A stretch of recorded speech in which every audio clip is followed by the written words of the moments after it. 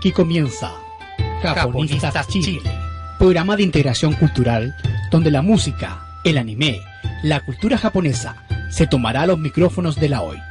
Con un diálogo ameno e interesantes invitados, descubriremos cómo estas relaciones han influido y se manifiestan en nuestro país. Japonistas Chile, en Radio Hoy.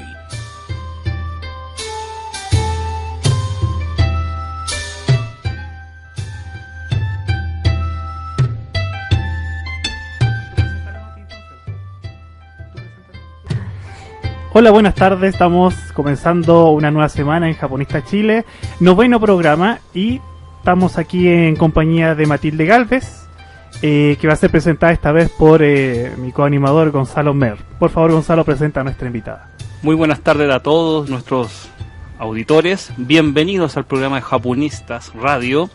Y claro, Pablo, tenemos una gran invitada el día de hoy, Matilde Galvez.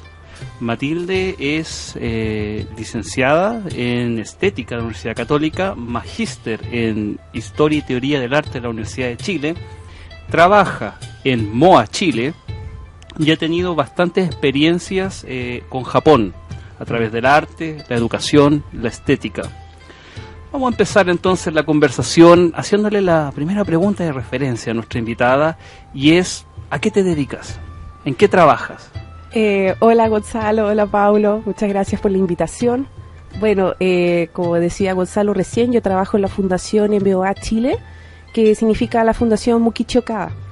Ahí yo soy coordinadora de programas de estudios y coordinadora cultural, esa es mi labor principal, pero también me he dedicado a distintas artes japonesas, y en la fundación me ha permitido profundizar y hacer clases en dos artes que son el ikebana y la ceremonia del té. Vamos por parte. Esta es la pregunta protocolar que yo creo que vamos a institucionalizarla. A todas hay que hacerle. ¿Cómo llegaste a tu gusto por Japón? Ha sido un largo camino, pero yo quiero mencionar un hecho en particular. Yo estudié arte en la Universidad Católica, y cuando era todavía estudiante de pregrado, hubo un curso que realizó el profesor Efraín Telias, que se llamó Apreciación del Arte Oriental, si mal no recuerdo. Y era un ramo muy introductorio a distintas facetas de las artes orientales, japonesas, chinas, etcétera. Y hubo una ayudante ahí que fue la Angélica Pérez, que fue una artista chilena que lamentablemente falleció un tiempo después por el tsunami del 2010. Entonces, ella fue mi ayudante, y ella fue una persona que desarrolló también su carrera artística relacionada principalmente con la ceremonia del té. Fue una de las primeras personas que vio que en mí había un interés particular por Oriente, y que me dijo: tú deberías profundizar en este tema, yo creo que a ti te gusta esto, te llama la atención, te interesa, etcétera. Y esa fue una de las primeras motivaciones para interesarme por la cultura japonesa desde un punto de vista más profesional, no tanto quizás de un gusto personal. Y así comencé a tomar distintos cursos, y finalmente me fui de intercambio a Japón, todavía en el pregrado, en donde quise profundizar conocimientos, cosas relativas a la cultura japonesa. Y eso ha sido principalmente lo que a través de varios años lo que me ha guiado, este interés por Oriente, principalmente Japón, más que no es que haya un desinterés por otras culturas asiáticas, pero sí se va produciendo necesariamente una especialización. Entonces, principalmente Japón y tangencialmente otras culturas de Asia.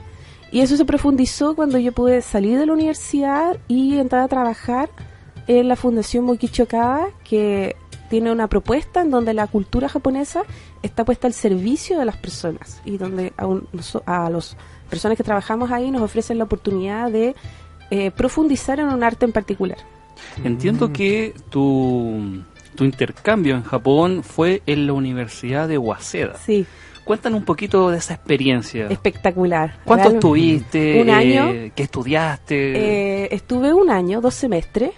Principalmente nosotros íbamos el programa que ofrecía la Católica era un intercambio en una escuela que se llamaba SEALS, la School of International Liberal Studies. Y ahí nosotros estudiábamos principalmente japonés, pero teníamos una gama amplia de ramos en inglés y en japonés en distintos temas que quisiéramos profundizar sobre cultura japonesa. La verdad es que yo me vi un poco corta de cursos de artes visuales, que era lo que a mí más me interesaba, así que profundicé un poquito más en literatura, en otras artes que también eran de mi interés, y no, fue una experiencia increíble. Yo creo que para cualquier persona estar de intercambio en otro país, estar en una universidad, donde además estás en una escuela donde puedes conocer gente de muchos países, es una experiencia muy enriquecedora. La Universidad de Waseda está en Tokio. Está en Tokio, perfecto. Bueno, Matilde, abordando tu amplia experiencia en lo que es el arte japonés, en lo que tú estás haciendo en MOA, cuéntame en qué consiste MOA, si te puedes profundizar eso un poquito más, qué es lo que ofrece MOA a la comunidad y cómo tú te inscribes en esta institución. Bueno, la MOA significa Fundación Mokichi Okada, la Mokichi Okada Association. Es una fundación de origen japonés, surge en los años 80 como una ONG y está centrada en llevar el pensamiento de Mokichi Okada a distintas partes del mundo y de que las personas se beneficien con esta manera de este pensamiento y esta manera de actuar.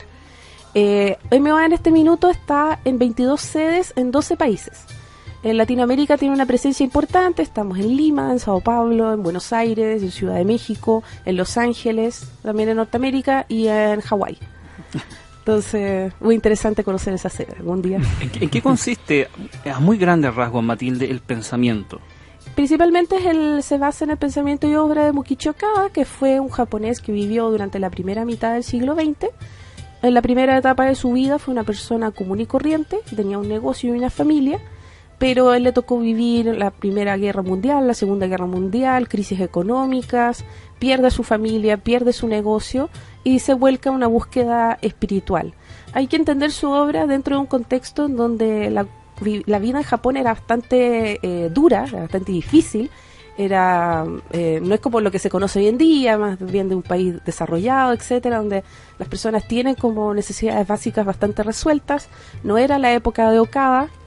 Y Okada también vive en una época en donde él siente que la cultura tradicional de su país está en desmedro. Entonces él inicia un proceso de rescate de su cultura tradicional. Por ejemplo, en el periodo de la posguerra hubo mucha fuga de obras de arte, porque las antiguas clases acomodadas debían vender sus colecciones particulares a precio huevo, porque ya no era sustentable económicamente, tenían que hacer lo que hiciera para lo que fuera necesario para sobrevivir. Y él en esa época junta muchas piezas y hace el rescate de piezas bastante valiosas, y con eso fundó los 2 museos que se conocen hasta el día de hoy, que es uno en la ciudad de Hakone, que es un pueblo montañesco bien pintoresco, bien especial, y otro que está en Atami, que es un balneario. Y el museo de Hakone es un museo pequeño, pero que se conserva hasta el día de hoy con el diseño y la museografía que diseñó el propio Okada. Y el museo de Atami en este minuto ha sido reinaugurado, es un museo de alta categoría, y ambos museos tienen alrededor de 3.500 piezas en su colección y 3 tesoros nacionales, que es la categoría más alta a la que puede acceder una obra de arte en Japón. ¿Qué tipo de piezas tiene, Matilde? Todo tipo de piezas, pero Okada era un ferviente admirador, ¿cómo se dice?, defensor de la paz. Entonces no tiene en su colección cosas que se relacionen a las artes de la guerra, que es algo muy común y muy, como se dice, llamativo de la cultura japonesa, es decir, espadas, armaduras, sino que sus obras, decía, las de su colección, tenían que ser obras que transmitieran la armonía, otros conceptos que para él eran importantes y que él consideraba que los japoneses estaban perdiendo en una época. Entonces la colección tiene muchas xilografías de ukiyo-e y de periodo posterior, del siglo XX, tiene pinturas ukiyo-e que no son tan conocidas, tiene muchas cerámicas, tiene también pinturas chinas, por ejemplo tiene una obra muy bonita, el literato contemplando la luna de Ma Yuan, que es una obra clásica muy famosa, tiene obras de la escuela Rinpa, por ejemplo el biombo de los ciruelos rojos y blancos de Korino Gata, que también es una obra emblemática. Tiene el jarrón de las glicinas de Ninsei no Nomura, que es también un muy importante ceramista japonés. Y el otro tesoro nacional es una caligrafía, una colección caligráfica, que es muy importante porque eran colecciones caligráficas que existen pocas hasta el día de hoy, en donde se pedía a los poetas vivos de la época que escribieran un poema en vivo y con su puño y letra dedicado en esta antología especial.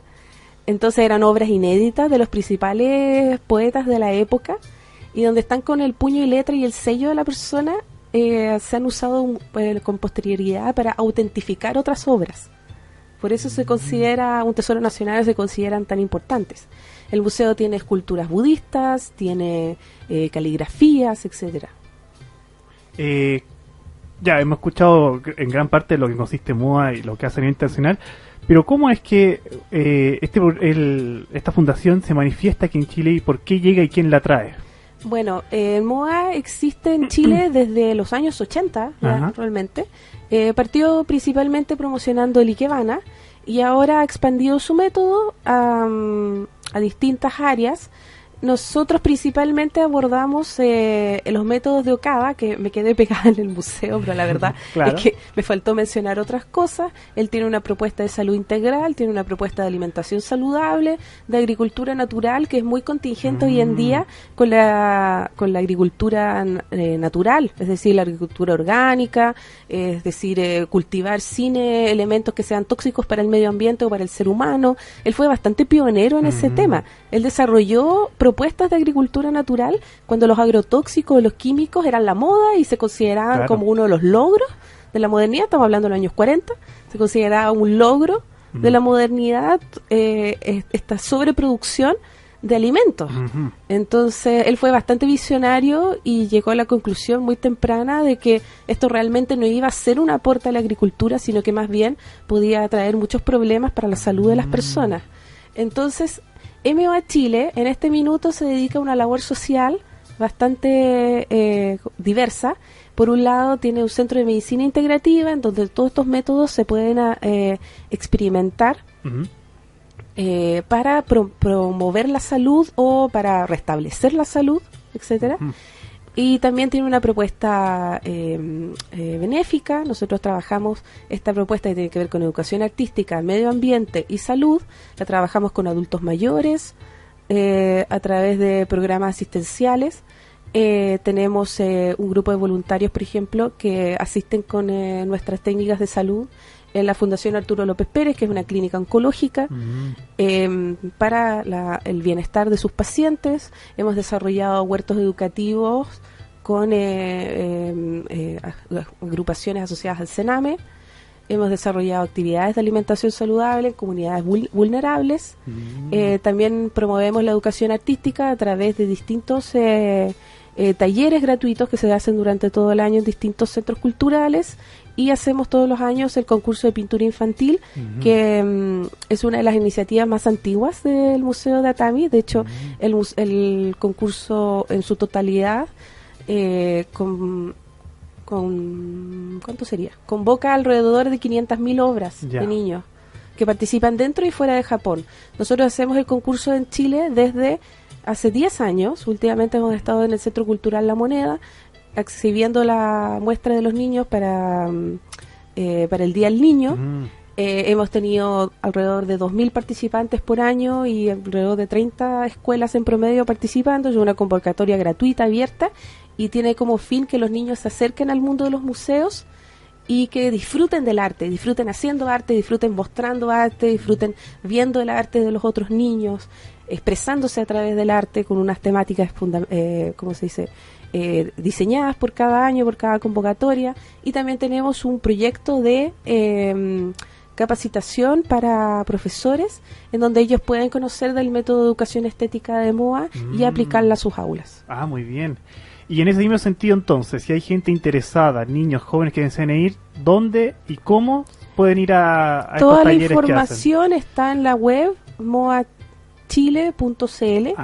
muy fácil de recordar, y nuestro teléfono es el 207-3776. Y nos encuentran en Facebook también, MOA Chile Salud Integral. ¿Y las actividades que hacen son durante todo el año o ahora están en periodo de vacaciones? Ahora estamos un poco más, ¿cómo se dice?, descansando. ¿Ya? Pero volvemos con todo en marzo. Con talleres tenemos actividades pagadas, actividades gratuitas, se pueden inscribir para recibir toda la información, etcétera. Y la última pregunta, para que Gonzalo haga más preguntas. Si hay algún interesado que esté escuchando ahora, un joven, un estudiante que le gustaría llevar alguna esta actividad japonesa al colegio, ¿también pueden hacer actividad en colegios? Sí, por ¿O supuesto. pueden ir al... Nosotros tenemos un programa de seminarios de cultura japonesa para las escuelas. Genial. En donde las escuelas pueden ir a conocer la sede. Nosotros tenemos una sede con reproducciones de obras de arte del museo, jardín japonés. Tenemos una casa para ceremonia de té, traída de Japón, única en Chile, que es la reproducción exacta de la casa Sangetsuan que está en el Museo de Hakone. Ya. Fue construida y traída a Chile el año 95, exhibida en el Museo Nacional de Bellas Artes y posteriormente donada a la sede. Entonces pueden conocer la casa, los chicos pueden experimentar ceremonia de té, por ejemplo, arreglo floral, etcétera.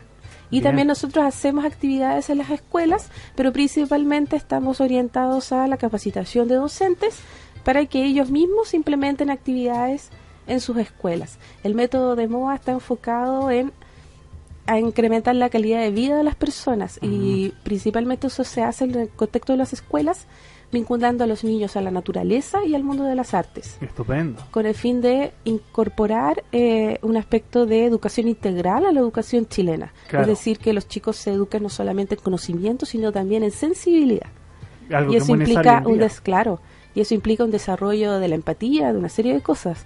Entonces, eso se hace a través de actividades artísticas que promueve la fundación, principalmente relacionadas con cultura japonesa, pero que se hacen no solamente con que las personas conozcan la cultura japonesa, sino que también se lleven un aprendizaje, una enseñanza o algo que ellos puedan aplicar en su vida diaria, eso tanto para niños como para adultos. Y también se hace vinculación con la naturaleza, principalmente promoviendo los huertos educativos. Ya. Y esos huertos pueden ser aplicados en colegios también, me imagino. En colegios, donde sea. Genial. ¿Gonzalo? Yo quiero hacer un par de comentarios a propósito que conozco MOA, he ido un par de veces, Matilde nos ha hecho una vistosa guía y quiero invitarlos enfáticamente a que conozcan la casa de té que se encuentra en MOA. Es impresionante. Y no solamente la casa de té, sino la institución misma. Es tremendamente hermosa, tiene variadas obras, es de una riqueza cultural enorme. Así que están todos invitados a que puedan ir a MOA, se interioricen en esta institución, que si mal no recuerdo queda cerca del Metro Alcántara. Sí, Metro Colón. Metro Colón, yo soy de la línea 4. Yo soy súper perdido con las calles, con los metros, así que línea 4, Metro Colón. Sí, estamos en la calle Martín de Zamora, 3166, a pasos del Metro Colón. Perfecto. Volviendo al comentario, entonces, Matilde, quisiera hacerte una consulta que yo creo que varios auditores se la están haciendo, y es sobre el método educacional que tiene MOA y su vínculo con el arte, porque mi impresión es que educación, arte, estética, está todo ensamblado en un mismo discurso. Sí. Entonces, si nos puedes contar más sobre ello. Principalmente el método de educación estética de MOA, que nosotros lo estamos desarrollando como proyecto de educación de los sentimientos, tanto en Chile como en los otros países donde existen sedes de MOA.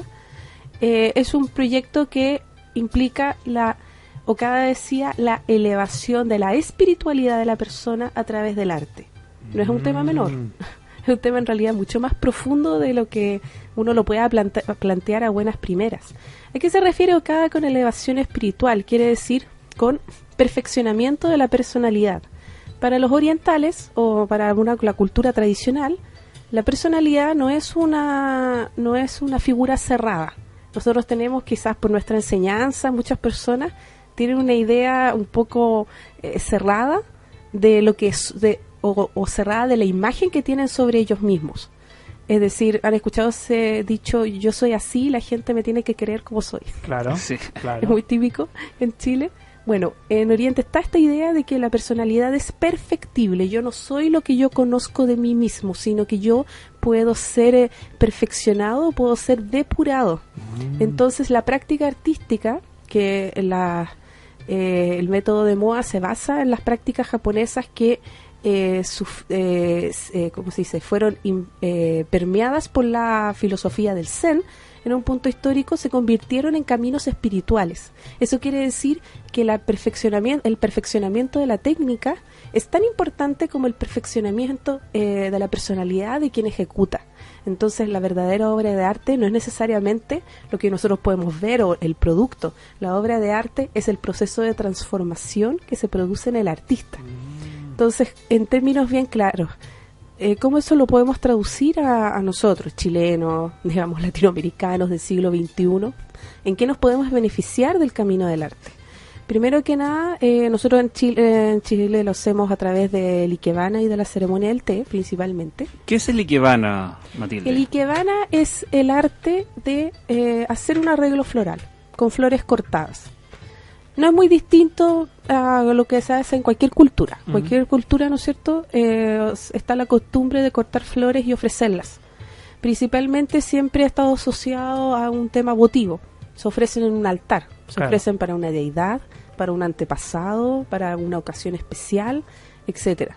Pero los japoneses, el Ikebana fue una de las artes que se permeó con esta filosofía del Zen y se convirtió en un camino de perfeccionamiento personal.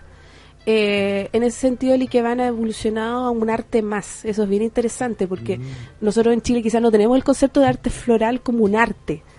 En Japón existen tendencias, escuelas, historias, maestros, tratados sobre Ikebana. Claro, en Occidente oscila entre artes decorativas, jardinería. Claro. Y una cosa que obviamente implica una cierta destreza hacerlo, obviamente. Hay que tener gusto, hay que tener técnica, que no se marchiten las flores, etcétera. Pero llevado a un arte, eso no está quizás tanto en el imaginario colectivo. Entonces, el método de arte y cultura a lo que va es retomar la práctica artística como una manera de depurar la personalidad y a la vez de vincularlos con la naturaleza. Para Okada era muy importante, por ejemplo, el concepto de la belleza. Entonces decía, la belleza también es una palabra que nosotros también podemos ocupar muy, ¿cómo se dice?, a la ligera. Se habla, no sé, de productos de belleza, está como muy usado a la ligera, pero la belleza, en el fondo, él decía, es una experiencia espiritual en donde mi espíritu se contacta con el espíritu del observado. Cuando surge belleza es porque yo me he contactado con el espíritu del sujeto o del objeto. Estupendo. Entonces, si yo encuentro bello un árbol, hay una comunicación espiritual con ese árbol. Cuando yo encuentro belleza en una persona, no belleza física, sino belleza de gestos, de actos hacia mí, actos bondadosos, etcétera. Cuando una persona ha hecho algo bueno por mí que me emociona, ahí yo puedo ver la belleza de su espíritu. Entonces, cada decía, esa capacidad de percibir la belleza es una capacidad que se cultiva, que se trabaja, que se puede incentivar y que puede incrementar mi calidad de vida. Me puede hacer una persona más cultivada, más consciente, más empática, más conectada con el entorno, que puedo disfrutar de las cosas simples de la vida. Entonces, todo ese proceso está involucrado en el método de educación estética. Y algo bien interesante, nosotros cuando lo vemos, por ejemplo, en el Ikebana, yo en MOA hago clases de Ikebana. Y yo lo veo en las personas, es muy impresionante, también porque la clase está orientada a eso. El ejercicio permanente de construcción del arreglo floral está centrado no solamente en cómo yo dispongo las flores, sino en qué es lo que me va pasando a mí con respecto a esa práctica. Hemos tenido unos testimonios impresionantes. Por ejemplo, hay un testimonio de una persona que siempre lo saco a colación porque lo tengo escrito, entonces como bien fácil recurrir a la fuente, digamos.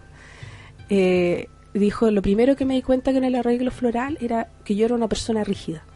Entonces ese tipo de autoconocimiento, cosas muy simples, a ti se te presentan con el arreglo floral. Es bien impresionante.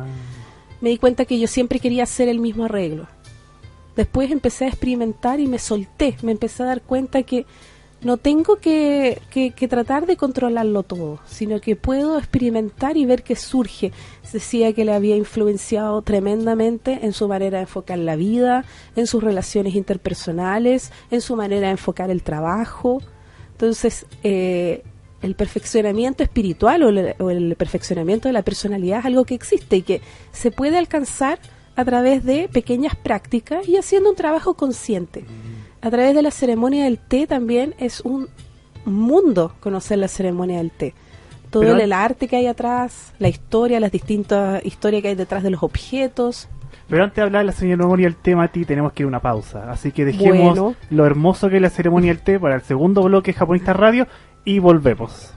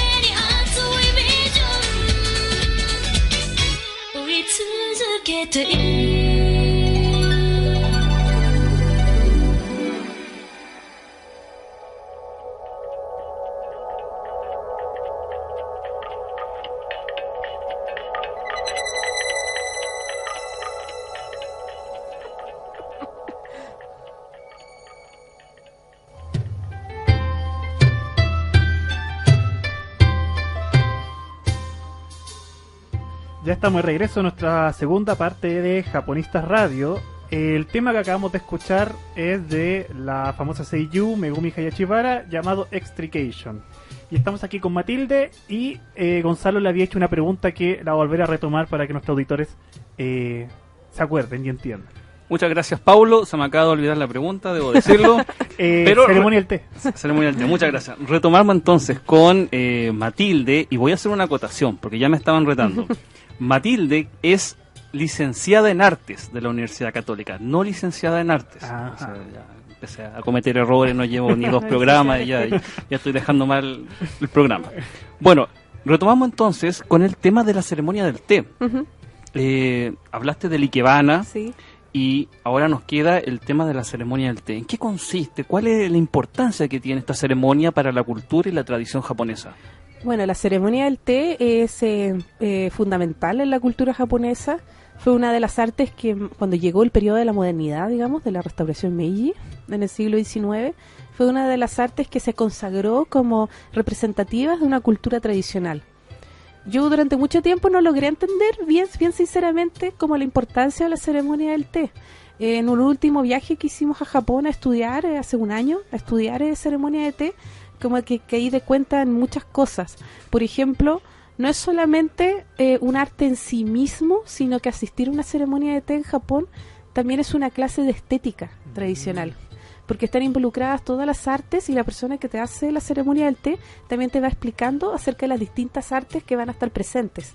La ceremonia del té implica una jardinería particular, implica un tipo de arquitectura, siempre está presente en la casa de té una pintura que el anfitrión explica a sus invitados por qué se eligió y cuál es su importancia.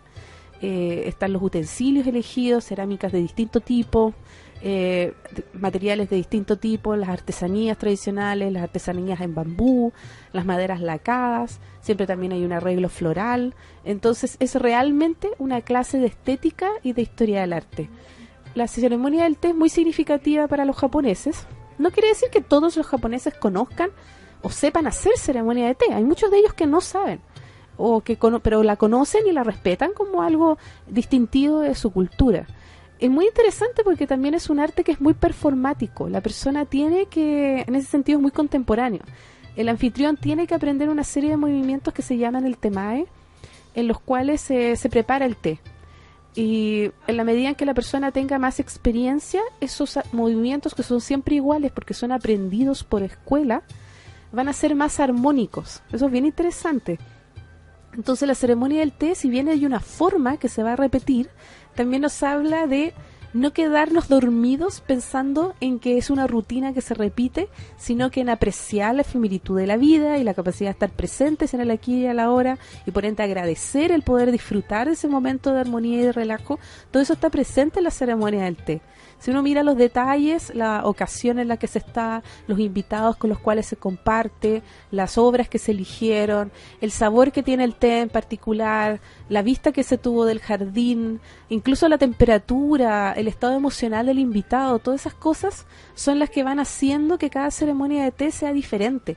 Y el sabor de la ceremonia de té radica en apreciar esos pequeños detalles. Entonces es un arte muy bello, es muy bueno para la concentración, por ejemplo. Hacer ceremonia de té es muy bueno para desarrollar motricidad fina. Nosotros en MOA enseñamos a hacer ceremonia de té, o sea, uno puede aprender a ser anfitrión de té, pero lo más importante, y siempre le digo a mis alumnos, lo más difícil no es aprender el tema, de que al principio uno se queda enredado con la forma, qué venía después, y uno se estresa, había que agarrar el pañuelo así, lo tiré para la derecha, ahora para la izquierda, etcétera. Pero eso no es lo difícil es poner el sentimiento mientras se hace el temae. La ceremonia del té tiene que ver con el sentimiento del anfitrión hacia el invitado, el querer entregar una experiencia bella, de serenidad, de armonía, con una presencia gastronómica también, disfrutando el sabor del té, dando cuenta de la belleza de los materiales elegidos, etcétera. Si yo no pongo mi sentimiento, voy a estar haciendo algo de pura forma. Entonces eso es lo que nosotros tratamos de transmitir a las personas que se involucran en el mundo de la ceremonia del té. Es para que tú expreses tu sentimiento en tu quehacer. Y lo bonito es que las personas, después de una cierta práctica, van replicando eso en otras cosas. Se van dando cuenta, cuando yo pongo atención en mi vida cotidiana, estoy demostrando mi afecto hacia las personas que me rodean. Un acto tan simple como servir un plato de comida y que si se me manchó el borde yo lo limpio para servir un plato bello a la persona que yo quiero. Ese tipo de gestos son los que nos promueven la ceremonia del té. Estupendo. La ceremonia del té, ¿cómo se aplica en la vida cotidiana en Japón? Porque es un ritual complejo, es algo que se da casi todos los días, con invitación especial. Existe de todas las maneras posibles. Lamentablemente, como en todos los lugares, o sea, como todas las artes tradicionales, también corre el riesgo de quedar en el olvido, siempre. Claro. Y los grandes promotores de la ceremonia del té hoy en día son los museos y los centros culturales. todo museo con colección de arte japonés que se aprecie como tal va a tener piezas relacionadas con la ceremonia del té. Ya. Por lo tanto va a tener también un jardín y va a tener casas de té en sus dependencias. Y va a tener distintos festivales o ceremonias de té o maestros que van a visitar para promover el té entre los espectadores, los visitantes del museo. También existen escuelas, existen clubes y existen personas que lo practican en su casa. Ajá. Hoy en día la ceremonia del té, hay más de 1000 escuelas en Japón. Las 3 principales siguen siendo las derivadas de los hijos de Senno Rikyu, que es el gran maestro de la ceremonia del té de todos los tiempos, el que le da la forma que conocemos de ceremonia de té hoy en día. Y esos 3 hijos fundaron las principales escuelas que se conocen hasta el día de hoy. Y de hecho las otras escuelas principalmente son ramas de estas 3 principales. Pero hoy en día la ceremonia del té ha evolucionado. Todas las escuelas tienen una manera de hacer el temae que se le llama el hira temae, que es la manera propia de hacer ceremonia de té, digamos, correctamente según esa escuela, que es una ceremonia de té que es completa, que se hace sobre tatami, que se necesita el okama que está en el fogón, en el suelo. Pero también las escuelas han evolucionado a estilos más modernos. Todas las escuelas pueden practicar Ryurei Temae, que es un estilo de ceremonia en donde se mantiene la olla para el té y se mantiene el cucharón largo, pero se hace sobre mesa. Y el estilo que nosotros enseñamos en MOA es un estilo más moderno aún, que se llama Bon Temae, que es el estilo que se hace sobre bandeja. Y ese es un estilo que la gracia que tiene es que tú lo puedes practicar en cualquier parte, en tatami, sobre mesa, en una casa estilo occidental, donde sea. Ah, genial. Es como una ceremonia de té portátil. Pero lo importante es que reúne la esencia y las enseñanzas de la ceremonia del té, y la belleza de la ceremonia del té ya está presente en la Bon Temae. Pero esta evolución de la ceremonia del té no implica que se vayan perdiendo otras tradiciones que tenían originalmente la ceremonia, sino que son no necesariamente, adaptaciones al son contexto actual. adaptaciones, claro. Ah, Los japoneses tienen una visión de la tradición, el concepto de tradición, mucho más, desde mi punto de vista, más interesante, quizás. No se considera no es un concepto, como se dice, estático.